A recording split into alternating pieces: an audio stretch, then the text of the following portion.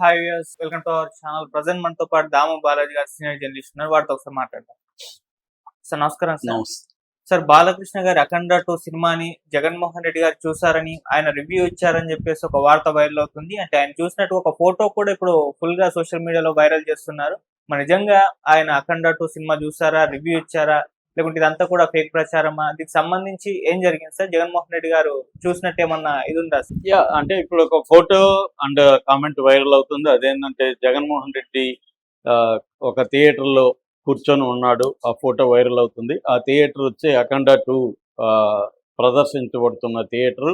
ఆ థియేటర్లో అందరికంటే ముందే వచ్చి జగన్ థియేటర్లో కూర్చొని చూస్తున్నాడు అని తెలుగుదేశం వాళ్ళు పోస్టులు పెడుతున్నారు. దీన్ని వైసీపీ వాళ్ళు ఖండిస్తున్నారు. ఇలా మేము మాత్రం పోస్టులు పెడితేమో పవన్ కళ్యాణ్ నిన్న ఢిల్లీ హైకోర్టులో కూడా కేసేసాడు మా మీద. మీరు మాత్రం ఇలాంటి పెట్టచ్చా? జగన్ ఎందుకు బాలయ్య సినిమాకి వెళ్తాడు? అది కూడా ఒంటరిగా ఆయన చూడాలనుకుంటే ఆయనే ఒక షో వేసుకొని సపరేట్గా ఆయన వాళ్ళ ఫ్రెండ్స్ కలిసి చూస్తాడు. కానీ ఒంటరి పోయి కూర్చొని అందరి కామన్గా అందరితో కలిసి ఆయన సినిమా చూసే పరిస్థితి లేదు. రెండోది బాలకృష్ణ సినిమా అతను చూడాల్సిన అవసరం ఉంది. ఇలాగ పెట్టుకుంటున్నారు.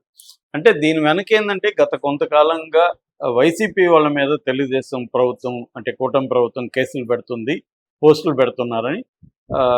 అది ఒక బిగినింగ్లో అశ్లీల పోస్టులు లేకపోతే పర్సనల్గా అటాక్ చేసే పోస్టులకు పరిమితమైంది. తర్వాత రాజకీయంగా విభేదించిన పోస్టులకు కూడా అవి స్ప్రెడ్ అయినాయి. అట్లాగే వైసీపీ వాళ్ళు కూడా ప్రభుత్వాన్ని విమర్శించడంలో తప్పు లేదు, కానీ అబద్ధాలు చెప్పడం, జరిగినట్టుగా చెప్పడం, ఇవి వాళ్ళు కూడా పెడుతున్నారు. దాన్ని డీల్ చేయడంలో వీళ్ళు పొలిటికల్గా ఎదుర్కొంటే అది బాగుండేది, కానీ వీళ్ళు దాని మీద కూడా కేసులు పెట్టడం అనేది మొదలు పెడుతున్నారు. అందుకని వాళ్ళు కొత్త కొత్త పద్ధతుల్లో ప్రత్యర్థుల మీద చేయడం అనేది జరుగుతుంది. ఈ మధ్యకాలంలో జగన్ మీద చాలా పోస్టులు మనకు కనబడుతున్నాయి. ఒకటి, జగన్ ఒక ప్లకార్డు పట్టుకొని రోడ్లో కూర్చొని ఉన్నాడు. వీళ్ళు వస్తుంటే ఆ వీడియో, అది యాక్చువల్గా వీళ్ళు వస్తుంటే వీళ్ళ వెనక అంటే చంద్రబాబు, లోకేష్, పవన్ కళ్యాణ్ వస్తుంటే వాళ్ళ దగ్గరికి పోయి అడుక్కుంటున్నాడు, సార్ నాకు ప్రతిపక్ష హోదా ఇవ్వండి అనేది వీడియో చేశారు. మామూలుగా ఏంటంటే ఎప్పటి నుంచో కూడా పొలిటికల్ కార్టూన్స్ అనేవి ఎప్పటి నుంచో మన దేశంలో ఉన్నాయి. నెహ్రూ మీద చాలా కార్టూన్లు వేశారు అప్పట్లో. అలాగే అందరూ ఎన్టీ రామారావు మీద అయితే ఇంకా బీభత్సంగా వేశారు. సో పొలిటికల్ కార్టూన్లు అంటే అది కూడా ఒక రకమైన ప్రజల్ని అవేర్నెస్ క్రియేట్ చేసే కార్టూన్లే. అట్లాంటి తప్పు లేదు నిజానికి. కానీ అక్కడి నుంచి దిగజారి ఏమైందంటే వ్యక్తుల జీవితాల మీద, ముఖ్యంగా రాజకీయాలకు సంబంధం లేని వాళ్ళ కుటుంబ సభ్యుల మీద, వాళ్ళ వ్యక్తిగత సంబంధాల మీద, ముఖ్యంగా స్త్రీల లైంగిక సంబంధాల మీద, లేకపోతే వాళ్ళ సెక్సువాలిటీ మీద అబద్ధాలు ప్రచారం చేయడం, ఇది బాగా పెరిగిపోయింది. సో దీంతో సోషల్ మీడియా వచ్చినాక ఏమైందంటే, ఇంతకుముందు అంటే మన అభిప్రాయం చెప్పాలంటే మన చుట్టూ ఉన్న వాళ్ళ దగ్గర చెప్పడం తప్ప వేరే మార్గం లేదు. ఏమన్నా ఉంటే కొంతమంది వ్యాసాలు రాయడం, లెటర్లు రాయడం చేసేవాళ్ళు. అవి ఎప్పుడో పబ్లిష్ అయ్యేవి. దానికి స్పందన కూడా నీకు తెలీదు, ఎవరు ఏమి స్పందించారో కూడా తెలీదు. కానీ ఇవాళ అన్నీ కూడా ఇన్స్టాంట్గా వచ్చేసాయి. నీ అభిప్రాయం ఇన్స్టాంట్గా టక్ అని టైప్ చేయొచ్చు. టైప్ కూడా అవసరం లేదు, వాయిస్లో చెప్తే అది అయిపోతుంది. సో దానికి ఇన్స్టాంట్గా రియాక్షన్స్, లైక్లు, కామెంట్లు వచ్చేస్తాయి. దీంట్లోకి వెళ్ళిపోయిన వాళ్ళు ఏంటంటే అది చేస్తున్నారు.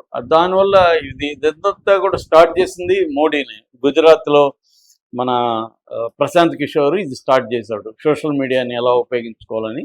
అక్కడి నుంచి ఏంటంటే సోషల్ మీడియాని కావచ్చు, లేకపోతే వాట్సాప్ లాంటి ఈ గ్రూప్ని కావచ్చు, ఒక ఫేక్ న్యూస్ని స్ప్రెడ్ చేయడం. అంటే ఇక్కడ రెండు ఉన్నాయి, మిస్ఇన్ఫర్మేషన్ అండ్ డిస్ఇన్ఫర్మేషన్. మిస్ఇన్ఫర్మేషన్ ఏమో తెలిసి తెలియకుండా ఇదే నిజం అనుకొని మనం స్ప్రెడ్ చేస్తాం, దాన్ని మిస్ఇన్ఫర్మేషన్ అంటారు. డిస్ఇన్ఫర్మేషన్ ఏమో తెలిసి కావాలని, ఇది ఏది నిజమో తెలుసు మనకి, కానీ అబద్ధాన్ని మనం నిజమని చెప్పి ప్రచారం చేయడాన్ని డిస్ఇన్ఫర్మేషన్ అంటారు. సో అలాగే డిస్ఇన్ఫర్మేషన్ని కావాలని వాంటెడ్లీ స్ప్రెడ్ చేయడం అనేది అన్ని పార్టీలు చేస్తున్నాయి. ఇక్కడ కూటమి చేయలేదా, కూటమి చేస్తుంది. వైసీపీ చేయలేదా, వైసీపీ చేస్తుంది. సో పవన్ కళ్యాణ్ జగన్ కాళ్ళ మీద పడుతున్నట్టు వైసీపీ వాళ్ళు కూడా క్రియేట్ చేసి మొన్న పెట్టారు. సో ఇవన్నీ చూసి పవన్ కళ్యాణ్ కోర్టుకు వెళ్ళాడు. అట్లాగే లోకేష్ కూడా గతంలో కోర్టుకు వెళ్ళాడు. జగన్ అండ్ వైసీపీ వాళ్ళు కూడా దీనికి కౌంటర్గా మాట్లాడడం అనేది చూస్తున్నాం.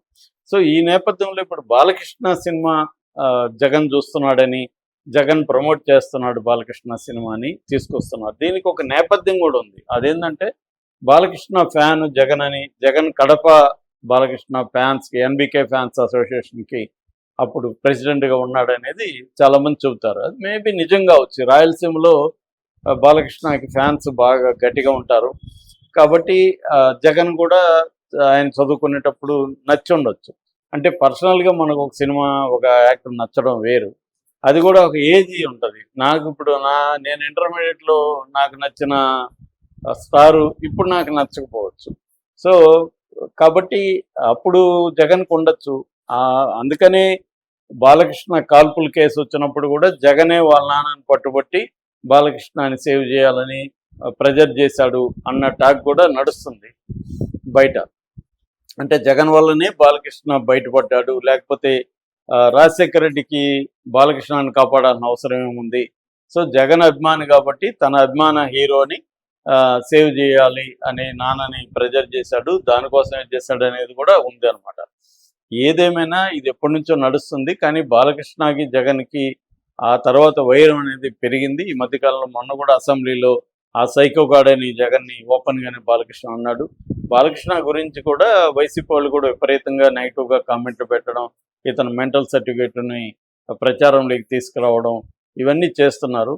సో ఈ నేపథ్యంలో సినిమాలు వచ్చినప్పుడు ఇవన్నీ మనకి రాజకీయాలకి కాదేది రాజకీయాలకి అనర్హం అన్నట్టుగా ప్రతిదీ రాజకీయం చుట్టూనే దొరుకుతుంటుంది, ముఖ్యంగా ఆంధ్రప్రదేశ్లో.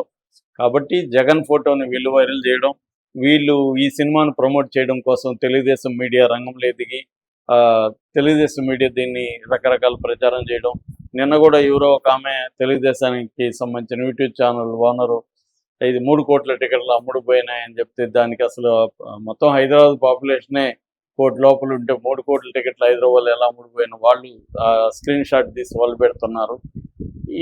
ఇలాగా ఏంటంటే ఇప్పుడు ఈ రాజకీయాలు ఎక్కువైపోయినాక ఎక్కువ మంది తెలుగుదేశం అభిమానులంతా ఈ సినిమాను ఓన్ చేసుకొని దీన్ని ఎట్టి పరిస్థితుల్లో మనం హిట్ చేయాలని వీళ్ళు ప్రమోట్ చేయడం, ఎట్టి పరిస్థితుల్లో ఫ్లాప్ చేయాలని వాళ్ళు రంగంలో వాళ్ళు నెగిటివ్ చెప్పడం. ఈ నేపథ్యంలో ఇప్పుడు తెలివిగా తెలుగుదేశం వాళ్ళు ఏంటంటే జగన్నే వాడుకుంటున్నారు. జగనే ఈ సినిమాను ప్రమోట్ చేస్తున్నట్టు, జగనే అఖండ 2 చూస్తున్నట్టు ఇలాగా వీళ్ళు చేస్తున్నారు. సో ఇది అంతా కూడా ఒక రకమైన ప్రాపగండా, యాంటీ ప్రాపగండా వార్ఫేర్లో ఇది కామనే. ఇది అన్ని చోట్ల జరుగుతుంది. ఆంధ్రాలో కొంత ఎక్కువ జరుగుతుంది, ఎందుకంటే అక్కడ ప్రతిదీ రాజకీయం కాబట్టి అది ఎక్కువ జరుగుతుంది. ఓవరాల్గా ఇదంతా కూడా సినిమాకైతే నెగిటివ్ కాదు. ఈ సినిమా గురించి చర్చలో ఉండడం అనేది మంచిదే. ఏది లేనప్పుడు జనాలు ఎక్కువగా నీ మైండ్లోకి పాపులర్ సినిమా వస్తున్నప్పుడు ఏ సినిమా చూద్దాం అనుకున్నప్పుడు ఇదే మైండ్లోకి వస్తూ ఉంటుంది. సినిమా చూడాలని డిసైడ్ అయిపోయిన వాళ్ళకి ఏం సినిమా చూస్తే సరే ఏదో ఒకటి చూద్దాం, అది అఖండ ఉంది కదా అని వెళ్ళే వాళ్ళు ఎక్కువ ఉంటారు. ఆ రకంగా పబ్లిసిటీ అనేది ఫైనల్గా పనికొస్తుంది. ఆ రకంగా చెప్పుకోవాలంటే జగన్ ఇండైరెక్ట్గా అఖండ 2 ప్రమోషన్కి ఉపయోగపడుతున్నట్టు మనం అర్థం చేసుకోవచ్చు. Okay sir, thank you so much sir.